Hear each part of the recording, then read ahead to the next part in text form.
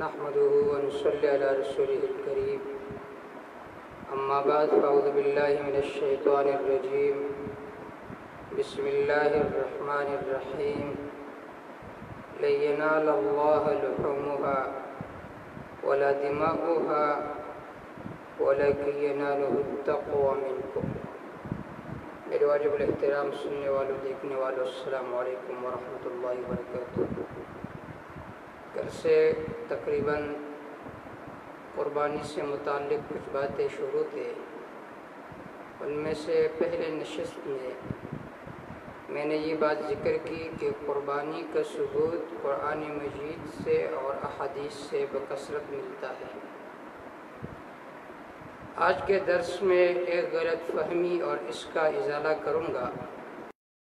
فہمی یہ ہے کہ بعض لوگ یہ سمجھتے ہیں اور کہتے ہیں کہ 3 دن میں ان جانوروں کے ذبح کرنے پر جو مال خرچ ہوتا ہے، اگر ان پیسوں کو کسی رفاہی ادارے میں تقسیم کیا جائے، غرباء میں تقسیم کیا جائے، تو ان کی جو ضروریات ہوگی وہ اس سے پورا کریں گے اور صدقہ کرنے والے کو بھی ثواب ملے گا۔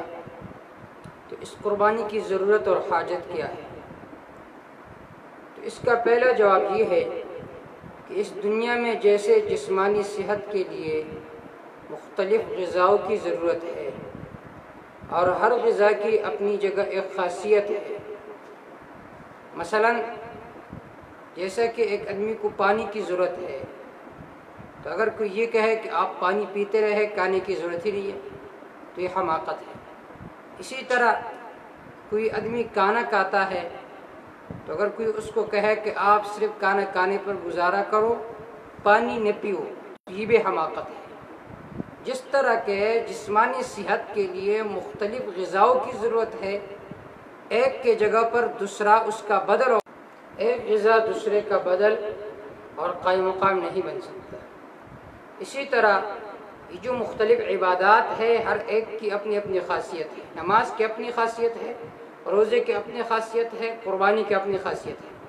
اگر کوئی کہے کہ میں رمضان میں روزہ نہیں رکھوں گا، پورا دن عبادت کروں گا، رات کو عبادت کروں گا تو مجھے روزے کا ثواب ملے گا، تو یہ اس کی جہالت ہے۔ بلکہ ہر عبادت کی الگ الگ ایک خاصیت ہے جو اس عبادت کے کرنے سے ہی ادا ہوگی۔